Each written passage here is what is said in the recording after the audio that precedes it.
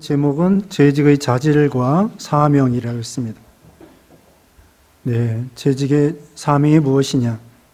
또 근본으로 우리가 구비해야 될 자격, 자질이 무엇인가? 우선 성경, 거기도 이제 성경 나옵니다만은 성경 찾아보겠습니다. 역대상 15장 12절. 네, 다 펴시기 바랍니다. 역대상 15장 12절 말씀. 거기 634쪽입니다. 634쪽. 역대상 15장 12절 말씀.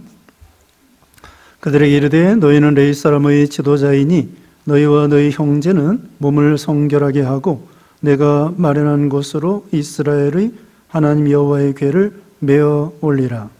전에는 너희가 매지 아니하였으므로 우리 하나님 여호와께서 우리를 찢으셨으니 이는 우리가 규례대로 그에게 구하지 아니하였음이라 하니, 이에 제사장들과 레위 사람들이 이스라엘 하나님 여호와의 궤를 메고 올라가려 하여 몸을 성결하게 하고 모세가 여호와의 말씀을 따라 명령한 대로 레위 자손이 채에 하나님의 궤를 꿰어 어깨에 매니라. 아멘.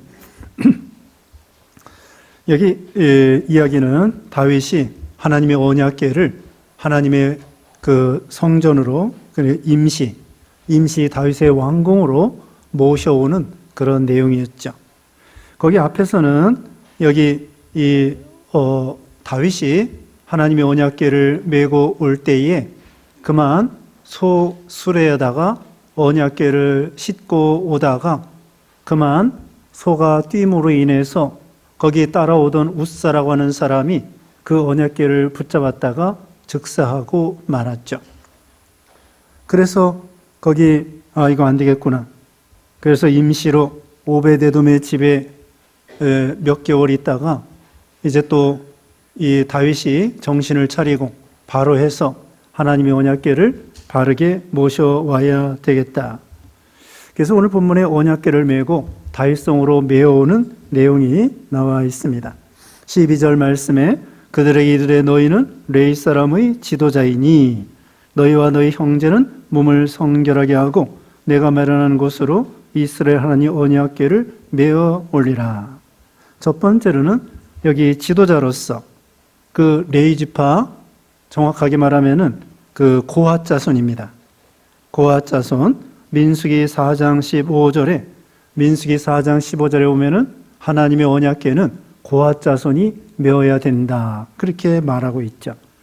그래서 레위 사람 중에서 고핫 자손이 언약궤를 메고, 그러니까 지도자로서 언약궤를 메는 것은 오늘날 교회를 받들어 나가는 거예요.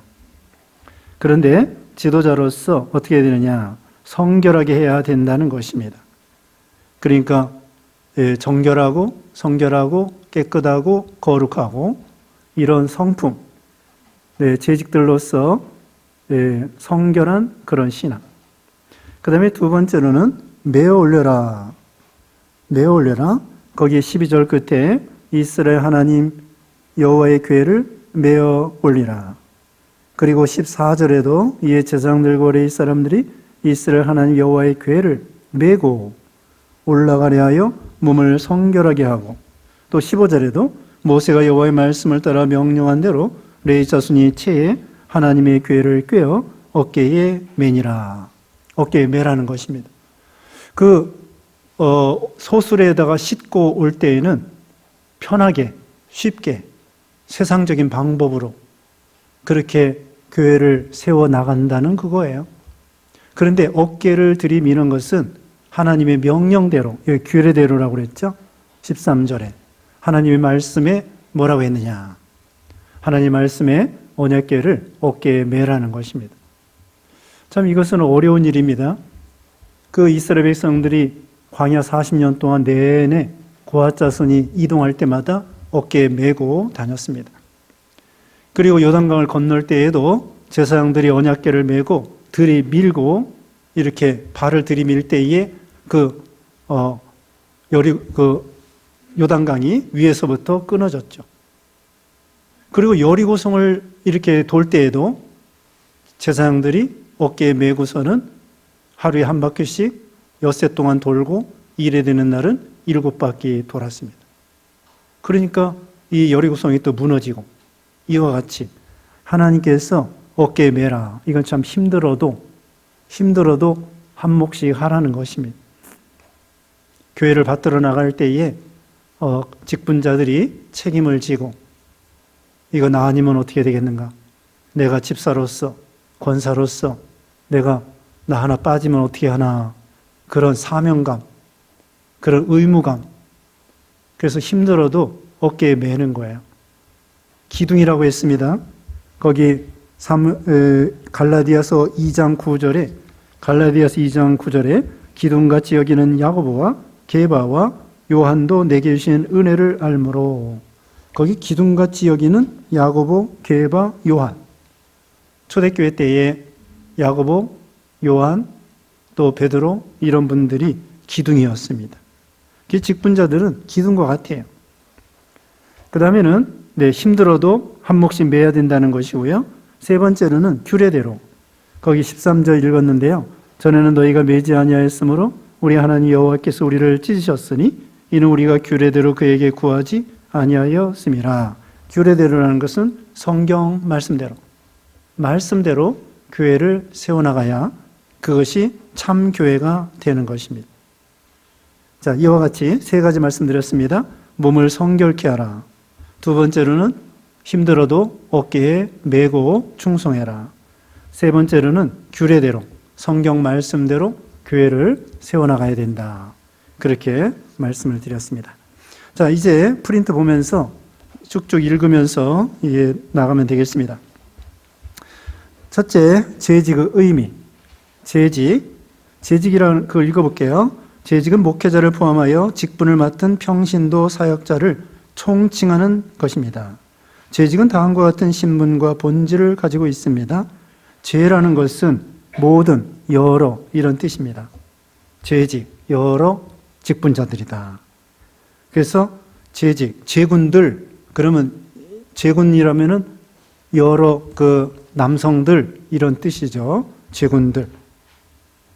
그래서 재직은 여러 직분자들을 가리키는데, 그러니까 모든 재직들, 목사, 장로, 전도사, 또 집사, 권사, 집사도 안수집사, 서리집사 다 포함해서, 그리고 권찰, 교사, 권사 다 재직들입니다. 근데 다만 이제 재직회는 어떻게 되느냐? 재직회는 70세까지 재직에 포함되는 거고요. 재직이 아니라 재직회에 참여할 때에는 70세까지, 만 70세까지. 그래서 하고, 그 다음에는 권찰은 아니고, 재직회 때에 권찰과 교사는 아니에요. 권찰과 교사는 아니고 재직회 말합니다. 그러니까 재직은 다 포함시켜요. 권사, 권찰, 또 교사, 또 목사, 장로, 전도사, 집사 다 포함되는데, 다만 재직회 때는 목사, 장로, 전도사, 집사, 권사, 그리고 70세까지 거기까지 되는 것입니다. 그러니까 재직회하고 재직하고 다르다. 그래서 재직 세미나 하면은 다 참석하셔야죠. 자, 그럼 재직에 있어서 성경에 몇 가지 명칭이 있는데요. 첫째로 종이라고 했습니다. 종. 재직은 그리스도의 종이다. 종이란 노예 혹은 머슴을 말하는데, 재직이 진정한 종된 의식, 머슴의 마인드를 가지면 놀라운 역사가 일어납니다. 종으로 교회를 섬기는 사람입니다. 종은 주인이 명령하면은 그대로 해야 돼요. 거기다가 반항할 수 없고, 불평할 수 없고, 원망할 수 없고, 따질 수 없고. 요나서 배웠습니다마는, 요나가 자기 마음에 안 받는다고 글쎄 하나님께 따지고 죽는 것이 낫다고 그러고, 그건 종으로서 합당한 것이 아니죠.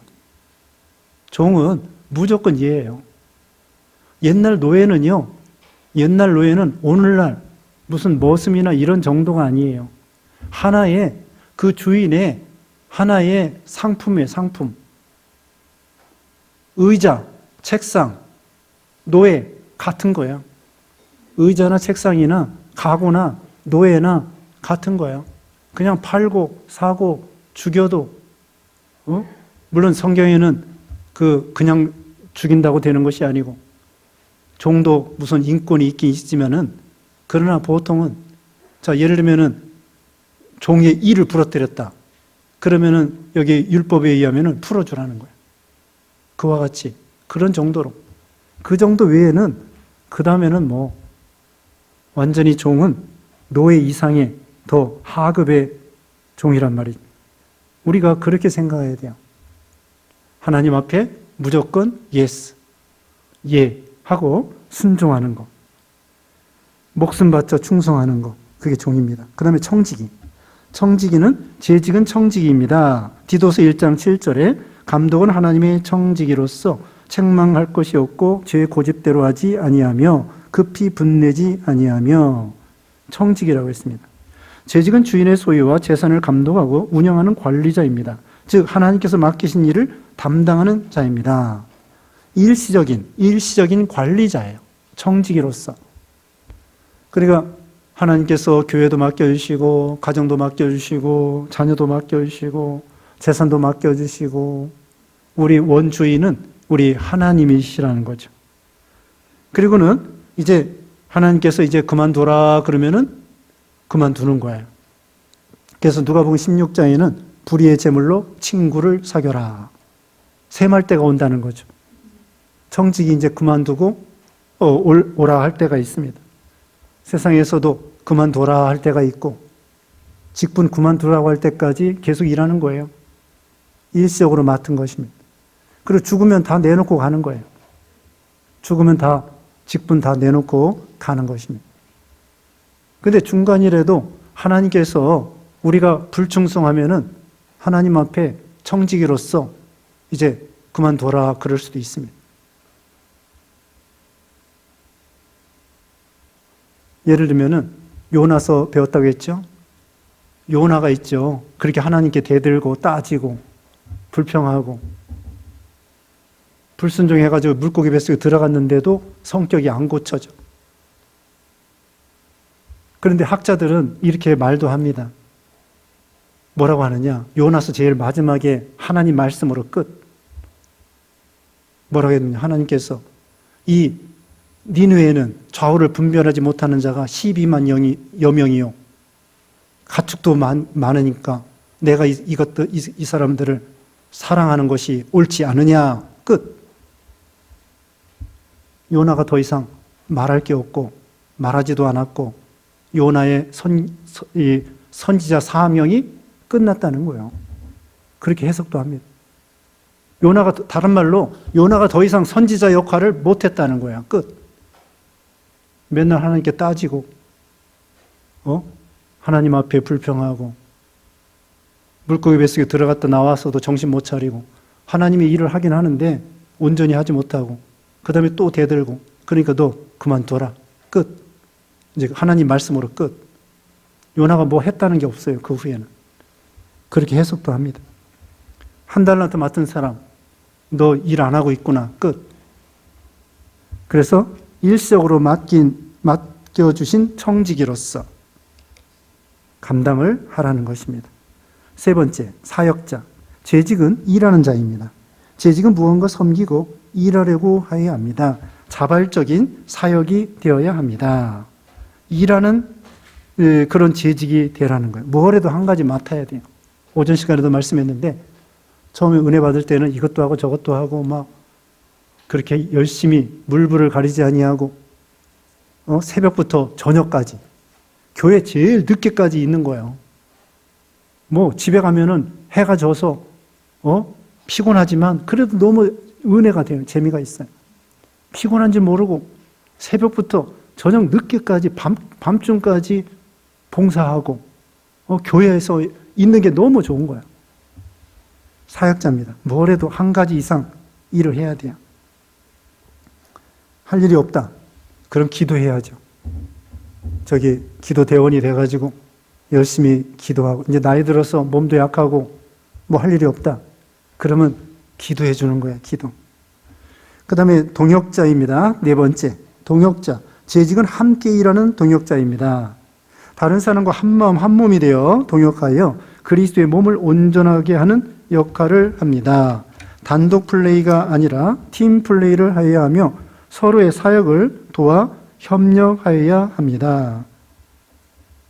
고린도전서 12장에 보면은요, 9가지 은사가 있어요. 거기 여러 가지 은사가 있는데 은사를 따라 서로 협력하고, 그리고 또 거기 몸을 비유하고 있습니다. 코가 나오고 귀가 나오고 입이 나오고 손이 나오고 발이 나오고 서로 유기적으로 연합해서 서로 각자의 일을 분담해서 열심히 하면서 협력해야 된다는 거예요. 네? 입은 맨날 밥만 먹고 말만 해요. 그리고 발은 이 몸을 움직여주고, 또 손은 뭘 이렇게 집어다 주고, 각자 할 일이 많아요. 어떤 것이 소중하지 않은 지체는 아무도 없는 거예요. 여러분, 발 부러진 게 힘들겠어요? 손 부러진 게 힘들겠어요? 다 힘들지만 부러져 보신 분 있잖아요. 근데 제가 생각할 때는 발 부러진 게 힘든 것 같아요. 어디 뭐 옮겨 다닐 수가 없잖아요. 다 힘드시지만은 그러니까 우리 몸에 지체 소홀히 할 만한 게 없고 다 소중하다는 것을 알 수가 있고요. 서로 협력하라는 것입니다. 우리는 하나님과도 함께 일하는 자입니다. 고린도후서 6장 1절 제가 읽어볼게요. 고린도후서 6장 1절에 우리가 하나님과 함께 일하는 자로서 너희를 권하노니 하나님의 은혜를 헛되이 받지 말라. 고린도후서 6장 1절에 우리가 하나님과 함께 일하는 동역자라는 거예요. 야, 이거 얼마나 대단한 영광입니까? 우리 같은 죄인이 그리스도의 신부가 되고 하나님과 같이 일하는 동역자가 된 거예요. 동역자. 와. 하나님과 동역자. 우리가 교회 일 있죠. 교회가 얼마나 소중해요. 생명 살리는 구원의 기관, 구원의 방주인데 우리가 이 생명 살리는 일에 한 몫씩 한다. 이거 얼마나 이게 대단한 영광입니까? 이것은 끼워주지 않아서 참 한탄해야 되는 거예요. 하나님께서 우리를 끼워주는 거예요. 일 시켜주는 거예요. 요즘에 젊은이들이 취직하고 싶어도 회사에서 써주지를 않는 거야. 그게 얼마나 힘들어요. 아니, 돈을 벌어야 되겠는데 공부는 그냥 대학교까지 나와가지고 공부는 했는데 써주지를 않느니 시대가 이렇게 돼가지고. 그리고 우리 하나님께서 우리를 써주시는 거예요. 주일학교 학생들 보면은요, 너 저기 꿈이 뭐냐 그러면은 나 주일학교 선생님이 되는 게 꿈입니다. 그런 아이들도 있어요. 우리가 볼 때는 좀 하찮죠. 뭐 주일학교 교사 아무나 되는데 이렇게 생각하잖아요. 근데 그 아이는 주일학교 선생님이 너무 좋아 보이는 거야. 그래서 내가 커서 우리 주일학교 선생님 될 거야. 아이들이 얼마나 순진합니까? 이 하나님이 우리를 일 시켜 주시는 거야. 끼워 주시는 거야. 그 영광으로 생각해야 됩니다. 그 다음에 넘어가서 재직에 넘어갑시다. 재직의 기본 자질. 우리가 어떻게 우리 기본 자격을 갖춰야 될 것인가, 그걸 말씀해 주고 있습니다. 교회 안에 기본 자질이 갖추어진 직분자들이 많으면 그 교회는 든든합니다.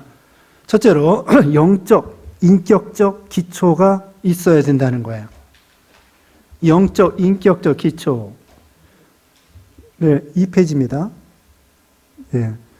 자, 괄호 1번, 영적, 인격적 기초. 동그라미 1번. 사도행전 6장 3절 말씀에 안수 집사 세울 때에 이렇게 세웠습니다.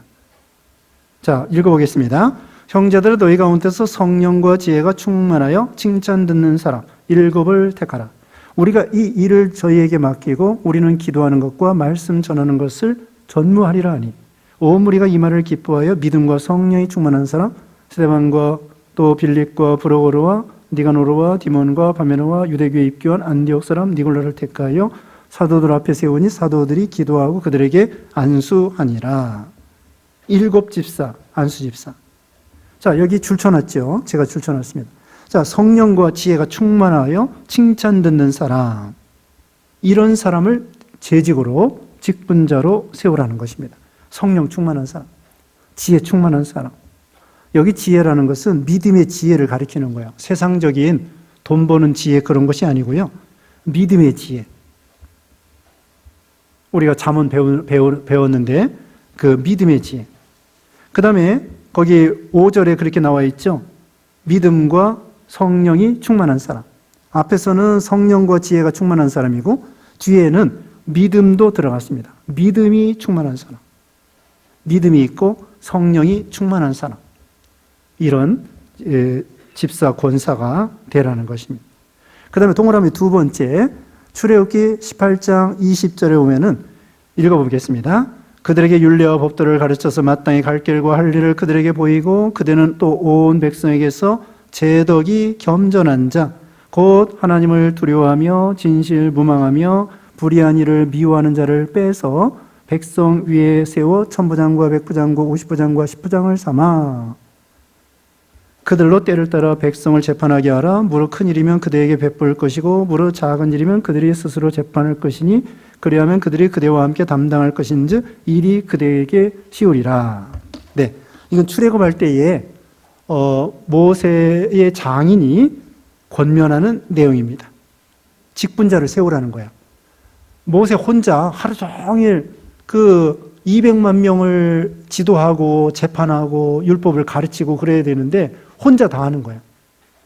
나이가 지금 80세인데 이게 너무 지친 거예요.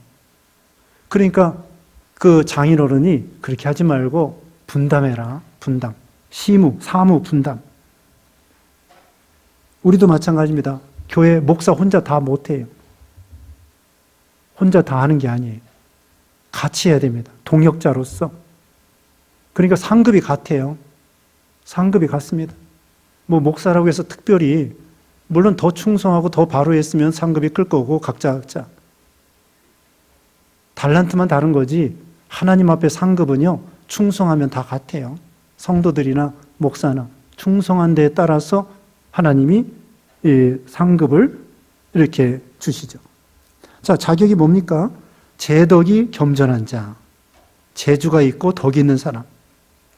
재주라는 것은 세상적인 재주가 아니에요.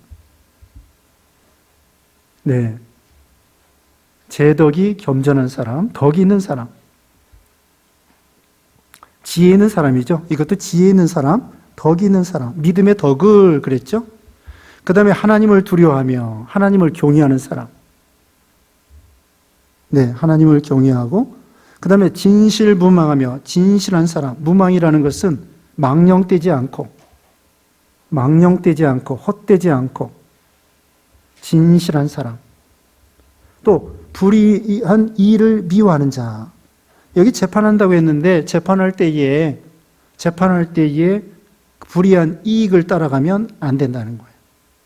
물질적으로 욕심 부리지 말고 그렇게 하라는 거죠. 사무엘이가 그랬습니다. 사무엘이가 나중에 자기 그만두면서 자, 내가 여러분들 나귀 한 마리라도 뺏어 먹은 거 있느냐? 백성들이 없습니다.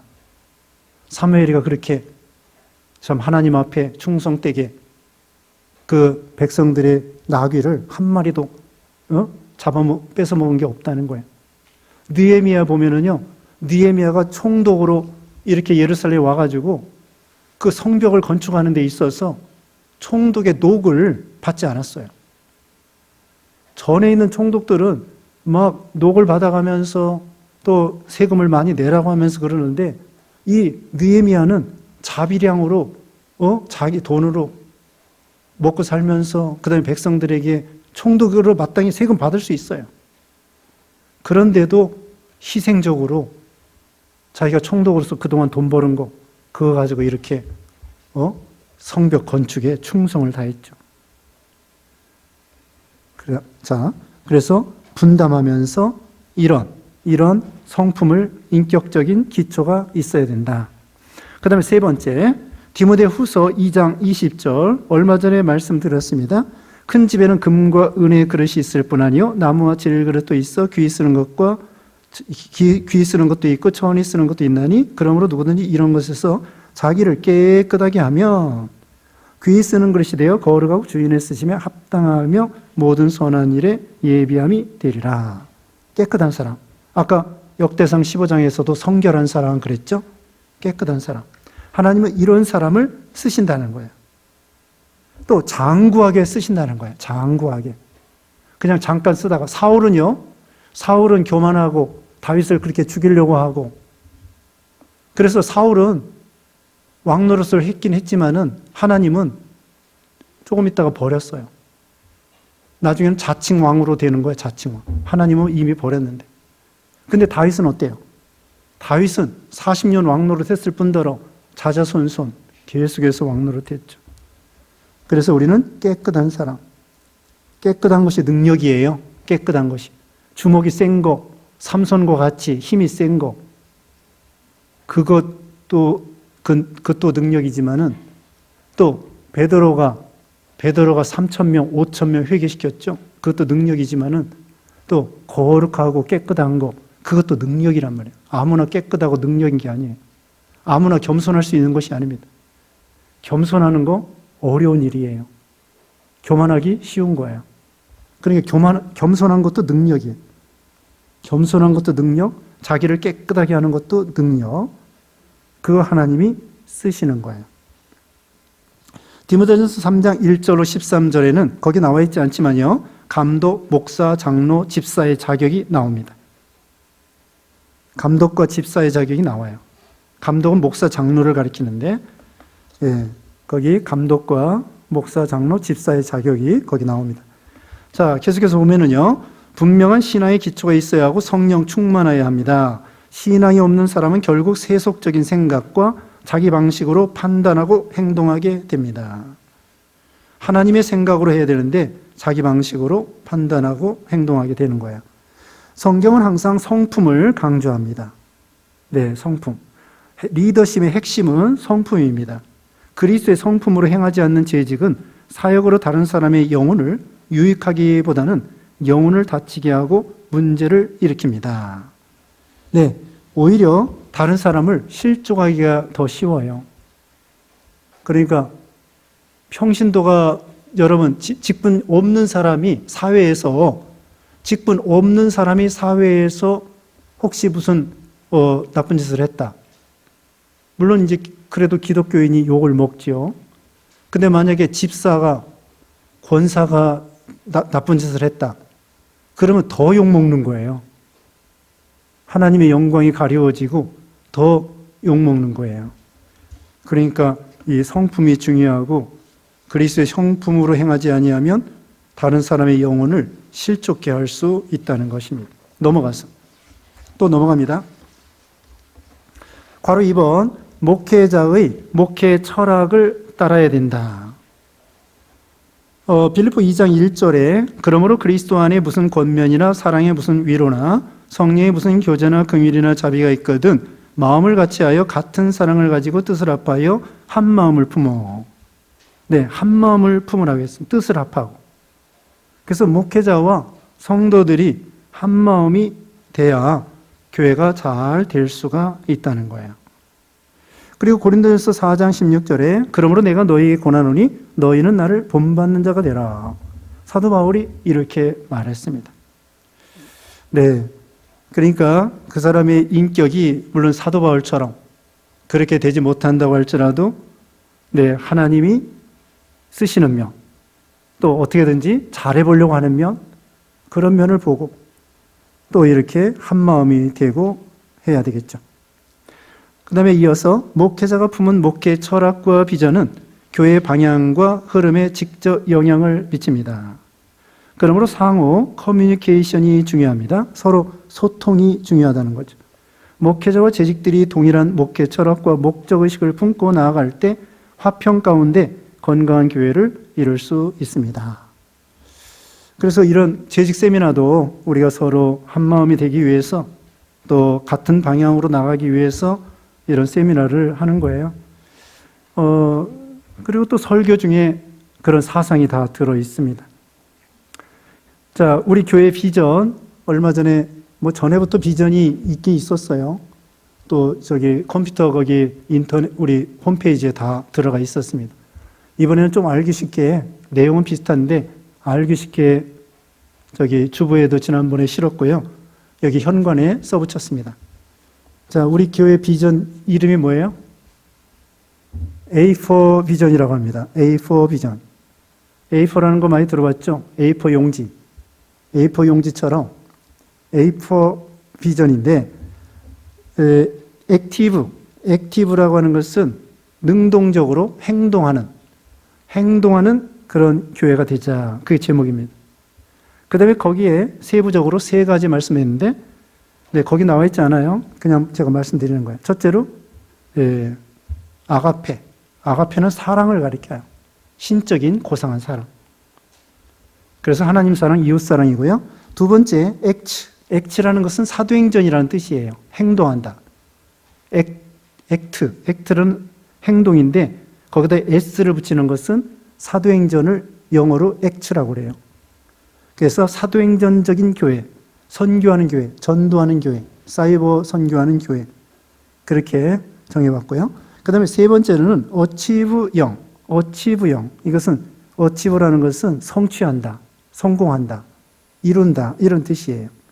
그래서 우리 젊은이들이 성취적인 꿈을 이루고 성공하는 그런 교회가 되자.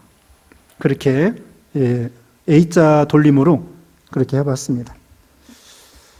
그 다음에는 이제 괄호 3번, 목회자와 교회를 위한 중보기도, 기도가 필요하다는 것입니다. 데살로니가전서 5장 25절에 형제들아 우리를 위하여 기도하라 그랬고요. 에베소 6장 19절에 또 나를 위하여 구할 것은 내게 말씀을 주사 나로 입을 열어 복음의 비밀을 담대히 알리게 하옵소서 할 것이니, 교육자를 위해서 기도해 주라는 것입니다. 바울과 같이 위대한 사도도 성도들의 기도가 필요한 거예요. 그래서 누구나 마찬가지입니다. 다 연약하죠. 그 출애굽기 17장에 보면은 모세가 산에 올라가서 아말렉과 싸울 때에 산에 올라가서 기도하는데 손이 내려올 때에 아론과 훌이 이렇게 받들어 줬죠. 그리고 여호수아는 저기 전선에 가서, 최전선에 가서 아말렉과 싸웠습니다. 그래서 우리도 서로 기도해 줘야 됩니다. 받들어 주고. 성도들이 교회에서 이제 예배 드리고 이제 월요일부터 세상에 나가서 아말렉과 싸우는 거예요. 아말렉과 싸울 때에 교육자가 기도하고 성도들이 합심해서 기도하고, 그래서 우리가 선한 싸움을 싸워서 이기는 것입니다. 그리고 우리 자녀들이 또 세상에 나가서 살아요. 자녀들을 기도해 줘야 됩니다. 주일날부터 월, 화, 수, 목, 금, 토, 주 계속 아이들이 학교라고 하는 그런 세상에 아말렉과 같은 나쁜 친구들, 잘못된 사상들, 이런 거 싸우는데 엄마 아빠가 기도해 줘야 되고 교인들이 기도해 줘야 되고, 기도해야만이 영적 승리가 되는 거예요. 여호수아는 저기 가서 전선에 가서 아말렉과 싸워. 여기 멀어요. 떨어져 있다고. 근데 기도하니까 하나님이 저기까지 가서 역사하시는 거예요. 하나님은 온 우주에 충만하시잖아요. 하나님은 우리 기도 안 해도 해주실 때도 있어요. 근데 하나님은 기도의 방법을 통하여 선한 싸움을 싸우라고 그렇게 하시는 거예요. 그러니까 우리가 교육자를 위해 기도하고 성도들 간에 서로 기도해주고, 기도가 중요합니다. 스펄전 목사님이 그 유명한 설교가였는데 어떻게 이렇게 설교를 잘하십니까? 그러니까 그 교회 아래층에 기도하는 사람이 되게 많았대요. 얼마인지는 모르겠는데 교회 아래층에 그 목사님을 위해서 기도해주는 성도들이 많아서 그 스펄전 목사님이 유명한 설교가가 됐다. 그런 말 들어봤습니다.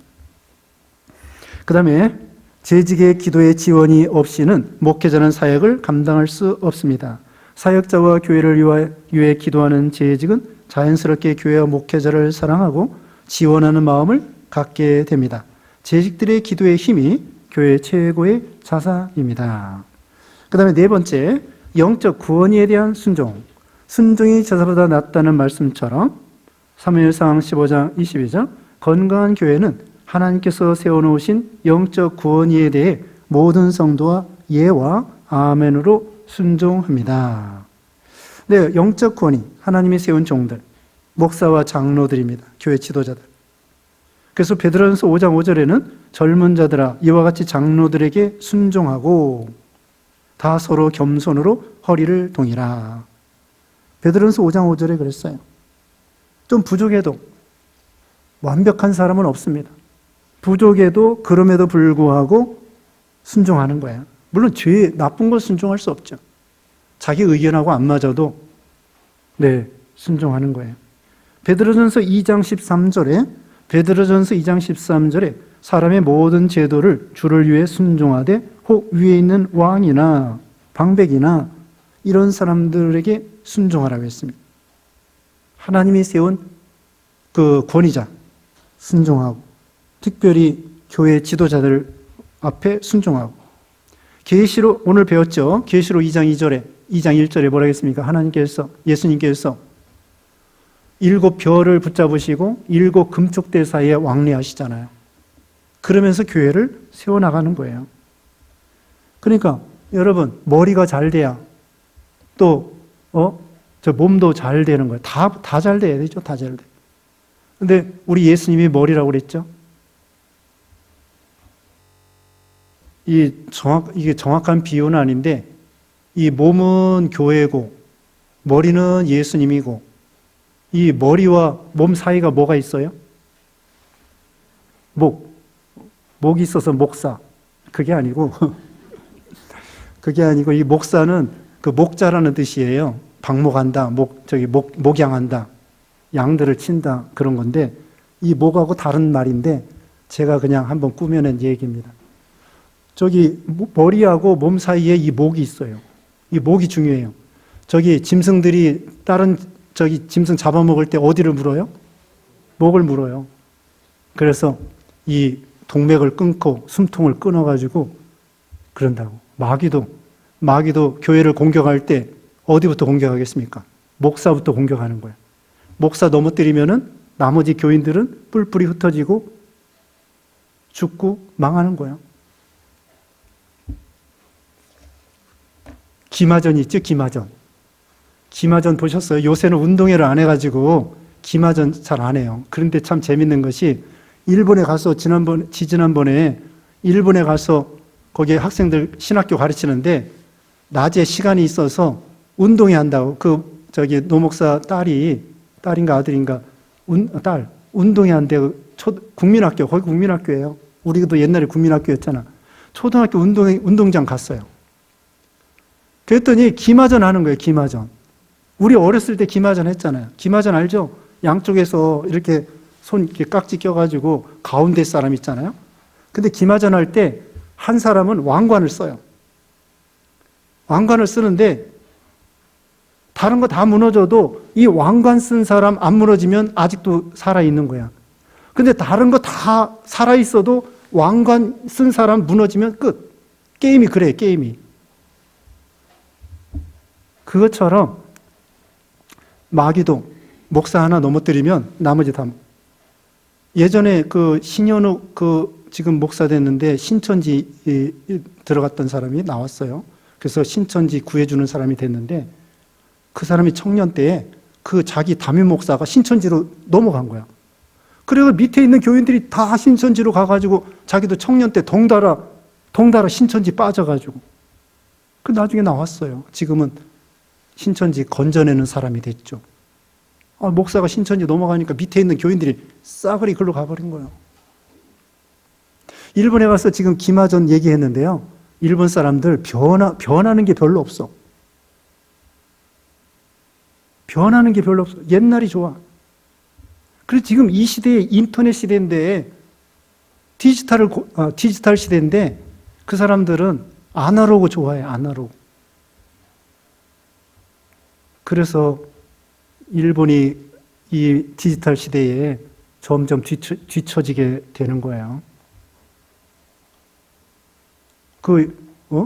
우리 어렸을 때 그 일을 지금도 하고 있어. 똑같이. 뭐 변화된 게 없어.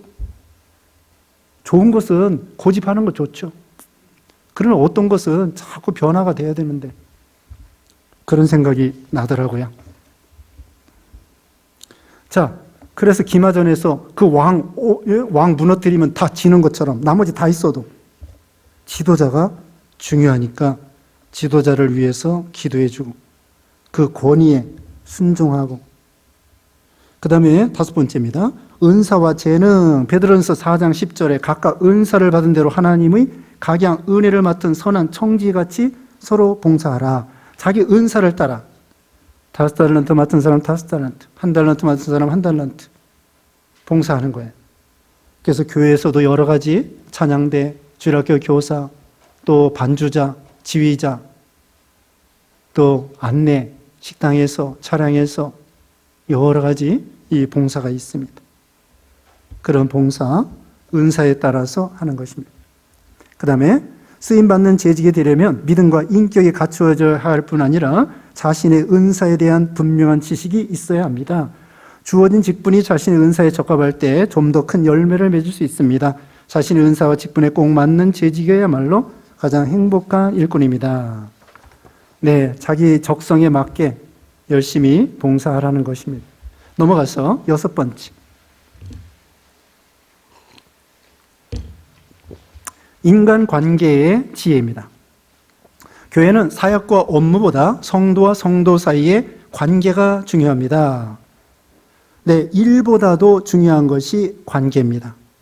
서로가 인격적으로 대화하며 화평을 이루는 것을 1차적인 목적으로 해야 합니다. 일의 효율성, 성과가 떨어지고 일이 더디더라도 타인에게 상처를 입히거나 화평을 깨는 일은 없어야 합니다. 교회 안에 남을 지배하려 하거나 목소리를 높이는 사람이 없어야 합니다. 우리가 보통 일을 열심히 하다 보면 성과, 효율 이걸 따지게 돼요. 그러다 보면 상대방이 상처를 주게 되는 것입니다. 그래서 어떤 일에 그런 것보다도 좀 부족해도, 예를 들면 주일학교 교사로서 부족해도 식당에서 일할 때 국수를 좀 맛없게 삶는다고 할지라도, 또 피아노 반주할 때에 반주할 때 좀 틀리더라도, 좀 틀리면 어때요? 뭐 자기가 찬양할 때 뭐 다 맞게 하나? 맨날 틀려요. 우리 찬양할 때 보면은. 그걸 이해해야 돼. 하나님은 찬양을 꼭 가수들처럼 그렇게 똑같이 정확하게, 물론 하면 좋죠. 이왕이면은 정확하게 음에 맞춰서 해야죠. 그런데 우리가 다 완벽할 수 없어요. 또 노래 완벽하게 부른다고 하나님이 다 받으시는 게 아니에요. 그 마음이 중요하지.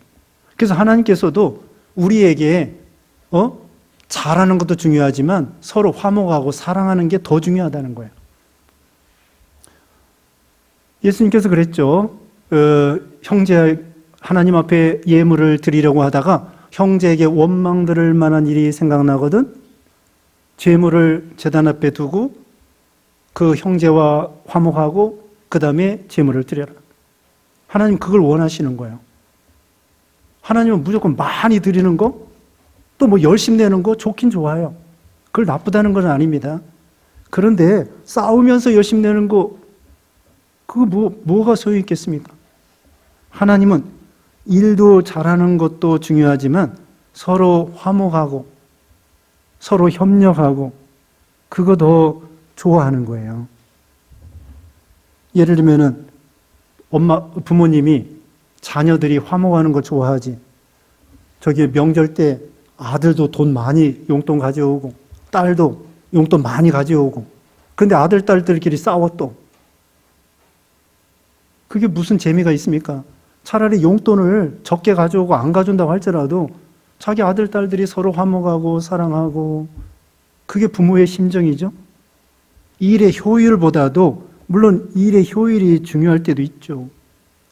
찬양대 노래도 잘해야 되고, 또 뭐 반주도 틀리지 않게 잘해야 되고 해야 되지만 예를 드는 거예요. 예를 드는 거. 누가 반주 틀렸다는 거 아닙니다. 그게 아니고 네, 우리는 틀려도 잘 몰라요. 그냥 하치면 되는 거야. 그러니까 효율보다도 서로 사랑하고 화목하고 다른 사람의 상처를 싸매주고 그런 것이 중요하다. 그 다음에 줄 바꿔서 열심히 봉사하는 재직들이 저지르기 쉬운 실수가 있다. 즉 기도하지 않고 일만 열심히 하려는 거, 말을 함부로 하여 다른 사람에게 상처를 주는 거, 사회에서나 직장에서 하는 방식으로 교회 일을 하려고 하는 거, 내가 아니면 안 된다고 생각하는 거, 타인에게 대하여 함부로 판단하고 비방하는 거, 다른 사람과 협력하지 못하고 독선으로 나가는 거, 체면이나 자존심을 많이 내세우는 거, 이런 일을 우리가 조심하라는 것입니다. 우리가 회의할 때도 조심하고, 예를 들면 여전도에 회의한다. 자, 이번에는 어디로 야유회 갈까요? 산으로 갈까요? 바다로 갈까요? 그러면은 어떤 사람이 산 지난번에 갔는데 나는 바다로 가고 싶다. 그러면서 또 지난번에 산에 갔잖아요. 이번에는 꼭 바다로 갑시다. 그러지 말고 이번에 산에 가자 그러면은 산에 가는 거예요. 그리고 다음에 바다로 가면 되는 거예요. 이번에 꼭 산에 가야 되는 게 아니에요. 그 진리 문제도 아니에요. 그러니까 그런 마음을 넓혀서 중요한 것이 뭐냐. 서로 사랑하고 화목하는 것이 더 중요하다는 거예요. 그래서 다른 사람 앞에 상처를 입히지 않도록 식당에서 일할 때에도 좀 부족해도 실수해도 용납해 주는 거예요. 예전에 유고슬라비아에서 그런 일이 있었다고 합니다. 신부가 거기는 동방정교회 그런 것인데 신부가 이렇게 성찬식이나 뭐 할 때 옆에서 도와주는 어린 한 10살이나 15살이나 그런 소년들이 있어요. 그 사람들이 이렇게 그 아이들이 도와주는 거야. 근데 한 번은 어떤 아이가 그 잔을 떨어뜨린 거야. 근데 주교가 막 혹독하게 그 소년을 뭐라고 했습니다. 그랬더니 그 소년이 나중에 반항을 하면서 어떻게 했느냐. 그 유고슬라비아의 공산당 우두머리가 됐다는 거야. 근데 그 중에 또 어떤 사람은 이제 얘인데 어떤 사람은 실수를 해도 그 주교가 쓰다듬어주고 용납해주고 괜찮아.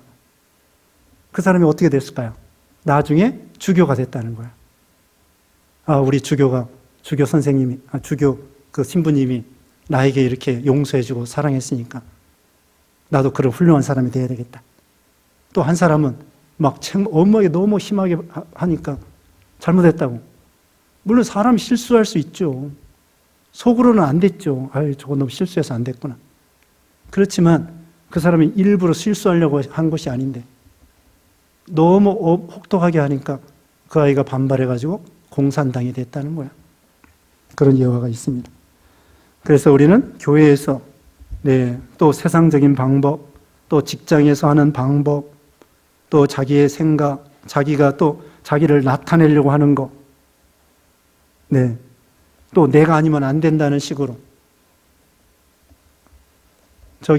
찬양대 할 때에도 내가 노래 안 부르면 다른 사람 못해.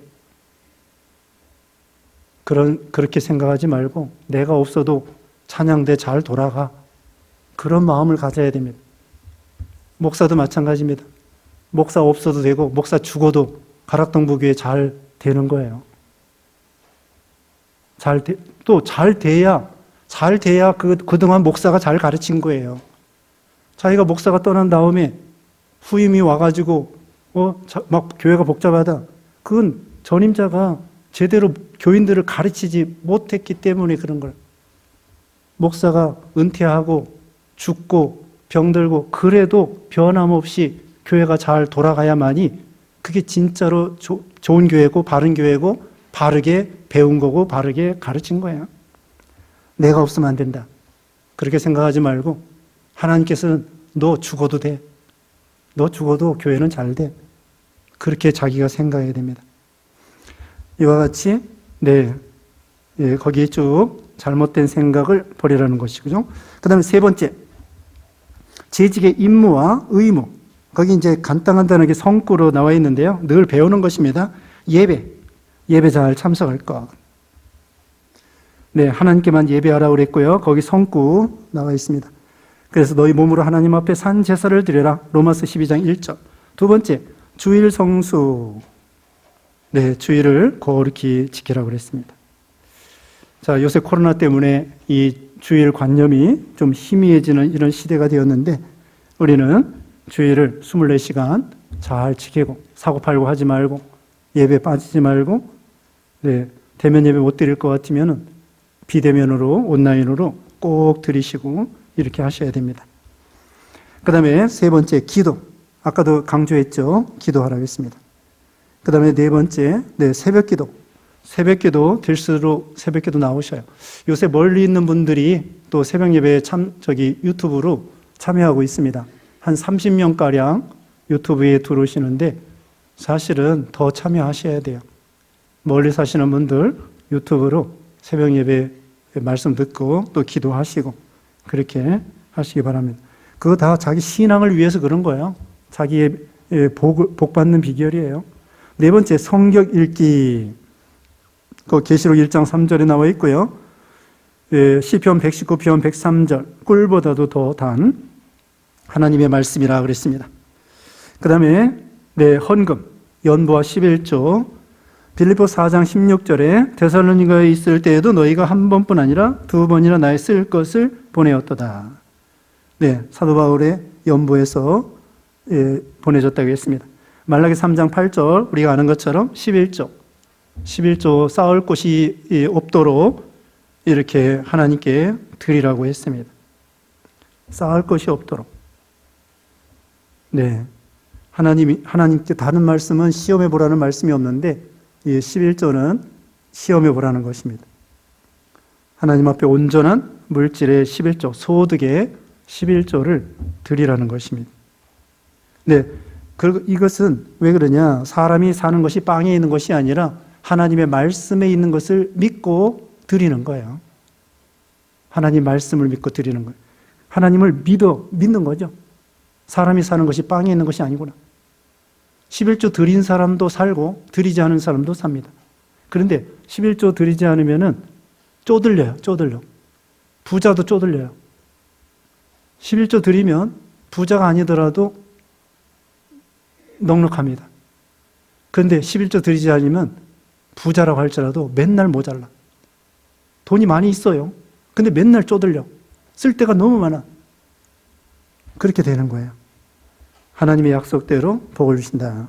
예수님께서도 말씀했죠. 마태복음 23장 23절에 너희가 바깥 회당과 근처에 11조를 드리는데 의와 인과 신을 버렸도다. 이것도 행하고 저것도 버리지 말아라.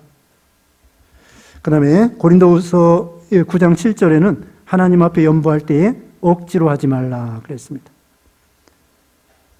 또 하나님 앞에 거의 11조 연보했는데 주일날 오실 때에 빈손으로 오시면 안 돼요.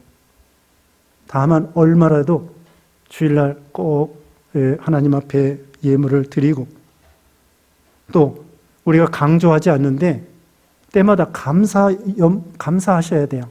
자기 생일을 당하여 감사하고 또 졸업했으면 감사하고 입학했으면 감사하고 또 병이 나았으면 감사하고 퇴원했으면 감사하고 제가 설교 중에 이런 말 안 하는데 그런 사실은 가르쳐야 돼요. 목사로서 책임이 있습니다. 성도들을 가르쳐야 돼요. 11조에 대해서 가르쳐야 되고 그 복 받게 하는 거예요. 또 여러분 선교하는 거 있잖아요. 제가 사이버 선교하고 또 여러 가지 또 우리 장로님들과 같이 구제하고 연보합니다. 그거요. 여러분이 연보한 것을 효과적으로 믿음으로 써서 여러분 복 받게 하는 거야. 저는 그런 사명으로 합니다. 내가 교인들이 연보한 걸 가지고 정말 유용한데 생명 살리는 데 써야 되겠구나. 그러면 교인들이 그걸로 인해서 복 받게 되는 거야. 복 받게 하려고 써야 돼요. 목사가, 장로가. 복 받게 하려고. 성도들 열심히 연보했는데 그거 그냥 쓰지 아니하고 뭐 흥청망청 쓰라는 것이 아니고 꼭 필요한 데 써야죠. 교인들을 복받게 하는 것입니다. 그래서 우리가 감사연보, 또 아이 낳았으면 또 아이 낳은 거에 대해서 감사, 또 생일 당했으면 감사, 또 우리가 감사할 일이 많잖아요. 그 다음에 6번째, 헌신과 봉사. 베드로전서 4장 10절. 그 다음에 헌신 봉사하고요. 그 다음에 7번째, 전도하고, 그 다음에 8번째, 협력하고, 성도 간에, 교역자 간에 서로 협력하고, 9번째, 교제하고, 믿음의 교제를 성도 간에, 또 우리가 구역 예배 드리면서 교제하고, 예배 드리면서 교제하고, 그거 다 아시는 건데, 우리가 실천하도록 힘을 써야 되겠습니다. 4번째, 재직의 상급. 디모데전서 3장 13절에 집사의 직분을 잘한 자들은 아름다운 지혜와 그리스도 예수 안에 있는 믿음의 큰 담력을 얻느니라. 믿음에 담력을 주셔요. 이 세상에 어떤 대적하는 사람도 이길 수 있는 믿음의 담력, 아말렉과 싸워 이길 수 있는 담력, 이를 주시는 거예요. 두려워하지 말라고 그랬죠. 그 다음에 2번째, 마태복음 24장 45절에 충성되고 지혜 있는 종이 되어 주인에게 그 집 사람들을 맡아 때를 따라 양식을 나눠줄 자가 누구뇨? 주인이 올 때 그 종이 이렇게 하는 것을 보면 그 종이 복이 있으리라. 내가 진실로 너에게 이르노니 주 안에서 이 주인이 그 모든 소유를 저에게 맡기리라. 충성되고 있는 그런 종이 되라고 했습니다. 또 마태복음 25장의 그 달란트 비유에 있어서 착하고 충성된 종아, 작은 일에 충성했으니 많은 것으로 주신다고 했습니다. 그 다음에 3번째, 반거로 3번, 계시록 22장 12절에 보라 내가 속히 오리니 내가 줄 상이 내게 있어 각 사람에게 그의 일한 대로 갚아주리라. 상을 주신다는 거예요. 그래서 이 교회 직분이요, 세상에 대통령이나 왕이나 또 시장이나 이런 것보다 더 귀중하다고 생각해야 돼요. 집사, 권사가 세상의 시장보다, 국회의원보다 이게 더 귀한 직분이다. 그 신령한 상을 받는 것입니다. 영원한 상을 받습니다. 4번째, 계시록 2장 10절에 내가 장차받을 고난을 두려워 말라. 볼지어다 마귀가 장차 너희 가운데서 몇 사람을 올게 던져 시험을 받게 하리니 너희가 10일 동안 환난을 받으리라. 내가 죽도록 충성하라. 그리하면 내가 생명의 면류관을 내게 주리라. 죽도록 충성하면 생명의 면류관을 주리라 그랬습니다. 자, 이런 복을 받게 된다는 거예요.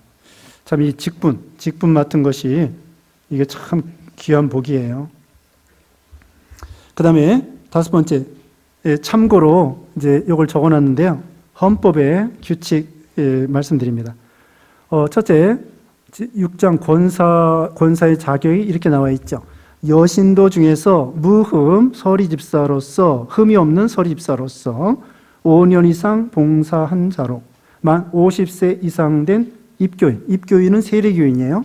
세례교인으로 행위가 성경에 적합하고 교인의 모범이 되며 본교에서 충성되게 봉사하는 자이다. 이런 사람을 당회에서 이제 추천해서 또 성도들이 투표를 해가지고 권사를 세우는 것입니다. 무흠은 당회에서 징계받을 때에 근심부터 흠이 되는 거예요. 책망, 권계, 견책, 그런 책망은 괜찮고, 그래서 무흠은, 흠은 언제부터냐? 근심부터 흠이라고 헌법에 되어 있습니다. 그래서 무흠 서리집사. 그 다음에 집사, 안수집사를 가리켜요. 여러분 여기 헌법책이나 또 여러분이 운영세칙에 집사라 하면은 안수집사를 가리키는 거예요. 안수집사. 자, 안수집사, 집사직은 목사와 장로직과 구별되는 직분이니 30세 이상 된 세례교인으로 5년간 무흠한 남교인으로 그 지교의 교인들의 택함을 받아 목사에게 안수 임직을 받는 교회 항존직이다. 원래 서리집사는 임시직이에요. 매년 또 임명받고 또 임명받고 서리집사는 그럽니다. 그냥 우리 교회는 그냥 이제까지 임명받은 사람 또 당연히 그냥 임명하는 거고 새로운 직분자들 또 임명하고 그러는데 서리집사는 1년직이에요. 또 임명받고 또 임명받고 그런 거예요.